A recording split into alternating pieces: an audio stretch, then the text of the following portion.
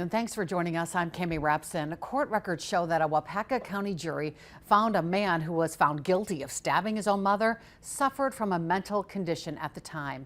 We first brought you this news as a first alert during Action 2 News mid-morning. Last week, the same jury convicted 20-year-old Jordan Peters of Clintonville for first-degree intentional homicide in the stabbing death of his mother back in September of 2023. This additional verdict is phase 2 of that trial. It determined whether Peters' mental state made him culpable of the crime. Instead of life in prison, he has now been committed to the custody of the Wisconsin Department of Health Services. He will stay at a psychiatric facility.